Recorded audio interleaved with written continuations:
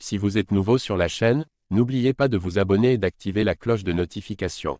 On commence.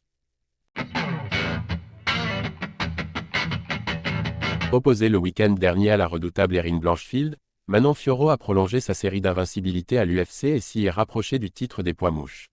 De quoi agacer les fans américains, qui estiment qu'elle est passée entre les mailles du filet. Selon toute vraisemblance, la vainqueur de ce combat était destinée à hériter d'un title fight dans la foulée. Manon Fiorot connaissait dès lors les grands enjeux du duel qui l'opposait samedi dernier à Erin Blanchfield.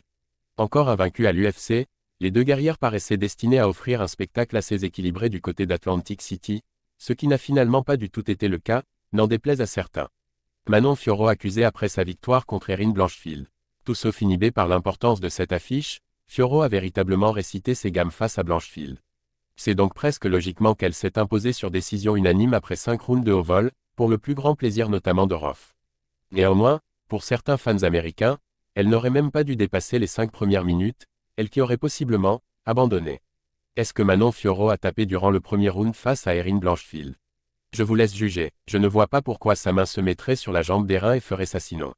D'après moi, le fait qu'elle se soit retournée lui a retiré la petite marge qui lui restait pour respirer, ce qui l'aurait poussé à taper. Une théorie qui a sans surprise trouvé écho chez les internautes US, convaincus que l'arbitre aurait dû intervenir. C'est totalement une tape pour abandonner, c'est quoi ce bordel? Une tape-claque ne signifie pas un abandon. Par contre, si, et c'est clairement ce qu'elle a fait. Vainqueur des 5 rounds face à Erin Blanchfield, Manon Fiorot s'est toutefois retrouvée en difficulté durant le premier. Les Américains estiment même qu'elle a tenté d'abandonner avant de renverser la vapeur. Une réclamation qui paraît quoi qu'il en soit vaine.